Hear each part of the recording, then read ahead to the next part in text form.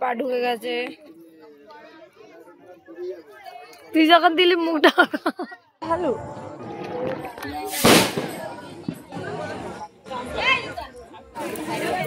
চলে আসবে। আমি বল hello guys, welcome back to my channel.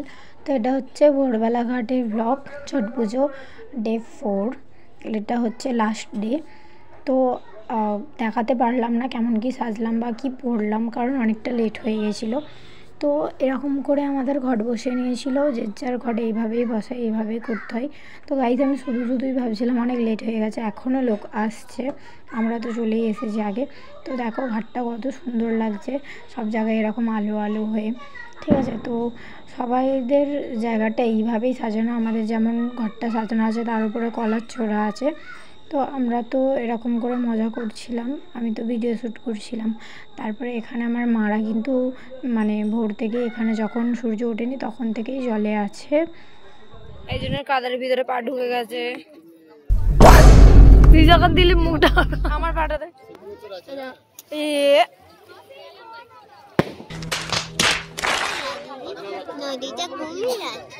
কোন নদীতে? হ্যাঁ কুমির কে বলেছে? এই এখন নেই রে, এই মেঘু মাঝি পাগলি আছে। আমরা এখানে মজা করছিলাম, ইয়ার্কি মারছিলাম, আর ওদিকে আমার বাবা বকছিল, কারণ এরকম করে দুধ জল ঢালতে হয় কলার কাঁদিতে বা কিছু ঝোড়া টোড়া থাকে তার মধ্যে দহরাতে। তো আমার মা তারপর ড্রেস চেঞ্জ করে চলে এসেছে, অন্য শাড়ি পরে নিয়েছে, জল দিয়ে উঠে এবার এখানে বসেছে পুজোয়। তো এখানে পুজো করতে হয়, করে তারপর আমরা যাব অন্য একটা মন্দিরে, সেটা আমি তোমাদের দেখাচ্ছি। দেখেছো আমরা যেই কিছু বানাতে আসবে এরা এইদিকে ওইদিকে চলে আসবে। এইদিকটা ভালো উঠছে, এই তো সানরাইজ হয়ে গেছে। এবার আমাদের ছট পুজো শেষ, আসছে বছর। তো পুজো তো শেষ হয়ে গেছে, এবারে সবাই যে যার বাড়ি চলে যাবে। তো আমাদের ঝোড়া টোড়া মানে দহরা যেগুলো যা আছে সব নিয়ে ছেলেরা বাড়ি চলে যাচ্ছে, আমরা পিছনে পিছনে যাব। তো না, এখানেই শেষ নয়, এখন আমরা মন্দিরে যাব একটা, তো দেখাচ্ছি তোমাদেরকে আগে ভিডিওতে। তো এটা হচ্ছে সেই মন্দির, প্রতি বছর আমরা এখান থেকে ঘুরে যাই, মানে যাওয়ার পথে এখানে জল টল ঢেলে যাই।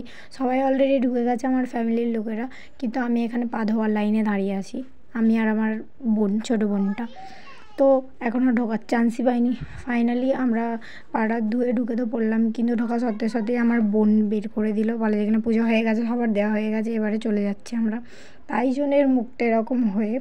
তো এবারে এখানে সবাই সবার মানে পুজো টুজো দেওয়ার হয়ে যাওয়ার পর এখানে সবাই ফটো তোলার জন্য চলে এসেছে। এখানে আমার দাদা বৌদিরা ফটো তুলছিল, বোন ফটো তুলছিল, ঠিক আছে আমরা সবাই ফটো তুলি। হ্যালো গাইস, আমরা তিনজনই এখানে আছি আর আমাদের পুজো কমপ্লিট। এখানে আর কেউ নেই, বাকি সবাই ফটো তুলতেই ব্যস্ত। ফটো তুলে আর হচ্ছে না। হ্যাঁ প্যান্ডেল কখন তুলবে কাউকে বলাই তো। এখন আমরা প্যান্ডেলে যাচ্ছি, ওখানে গিয়ে এবার ফটো তোলা হবে, তোমাদের দেখা হবে। শুনে নিস আমার বোন কি বলে দিয়েছে, আমার ইন্ট্রোটা আজকে। কেউ মন্দির দিয়ে ফটো তুলে বেরোতেই চাইছিল না। তো ফাইনালি বেরোনোর পর আমরা যাচ্ছিলাম আর একটা মন্দির না, মানে এখানে জগদ্ধাত্রী পুজোর আমাদের যে প্যান্ডেল হয় ওই মন্দিরটাই, আর আমাদের প্রতি বছর জগদ্ধাত্রী পুজোর প্যান্ডেলে আমরা ঘুরে যাই। তো এটা হচ্ছে আমার বান্ধবীর ছেলে, দেখো কত বড় হয়ে গেছে। আমাদের থিম হয়েছে, থিম নড়ে, হ্যাঁ ওটা আমাদের থিম হয়েছে, কেমন লাগছে বলবে।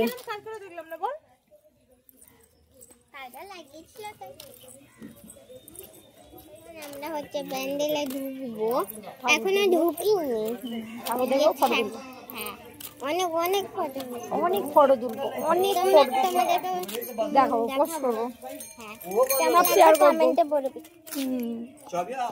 এবার ঢুকছি প্যান্ডেলে। তো এটা কি থিম হয়েছে তোমরা দেখে বলো। আমার যতটা মনে হচ্ছে এটা ওই বুদ্ধদেবের কিছু একটা মন্দিরের কিছু থিম হয়েছে।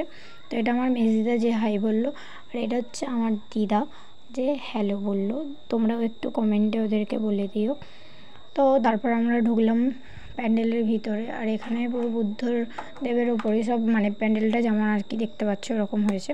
আমার বোন গেল ঠাকুরকে প্রণাম করতে এখানে। চোখে পাতা হলো দেখেছো কাজ আইল্যাশ লাগিয়েছে।